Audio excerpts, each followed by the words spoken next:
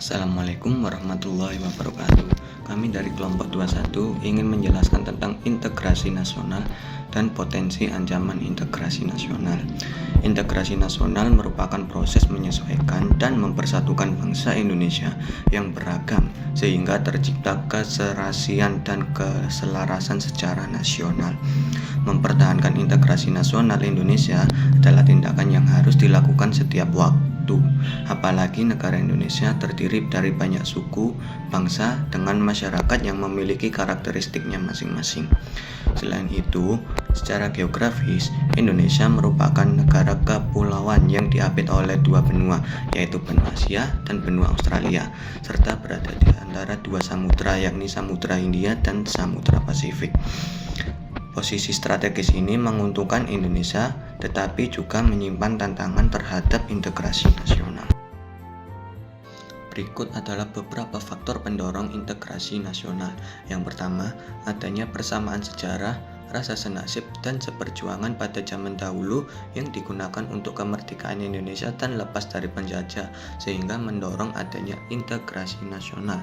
Yang kedua, adanya ideologi nasional berupa Pancasila yang bisa menjadi pendorong adanya integrasi. Yang ketiga, adanya keinginan untuk bersatu. Dan yang keempat, adanya ancaman dari luar.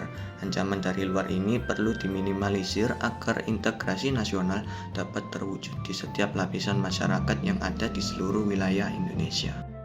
Ada juga faktor yang menghambat adanya integrasi nasional. Yang pertama adalah kurangnya penghargaan terhadap kemajemukan. Yang kedua, kurangnya toleransi antar sesama golongan.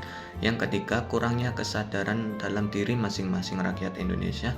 Serta yang keempat, adanya ketimpangan dan ketidakmerataan pembangunan yang ada di Indonesia. Sekarang kita akan menjelaskan potensi ancaman integrasi nasional. Potensi ancaman integrasi nasional adalah hal-hal yang berpotensi untuk mengancam kedaulatan negara Indonesia baik secara militer maupun non-militer. Ancaman militer yaitu ancaman integrasi nasional yang menggunakan pasukan bersenjata untuk menghancurkan kedaulatan suatu negara. Sedangkan ancaman non-militer yaitu ancaman yang berasal dari dalam ataupun luar negeri tanpa adanya perang ataupun pasukan bersenjata. Ancaman integrasi nasional dapat berasal dari berbagai bidang seperti bidang ideologi, bidang politik, bidang ekonomi, bidang sosial budaya, serta bidang pertahanan dan keamanan. Adapun beberapa contoh ancaman integrasi nasional Indonesia baik militer maupun non-militer seperti kapal negara asing yang memasuki wilayah perairan Indonesia di Natuna, adanya pemberontakan KKB, kasus korupsi di Indonesia, serta masuknya budaya asing yang membuat masyarakat Indonesia melupakan budayanya sendiri. Untuk itu, kita sebagai rakyat Indonesia wajib mempunyai rasa integrasi nasional sehingga perpecahan masalah apapun itu dapat dihindari oleh seluruh warga Indonesia.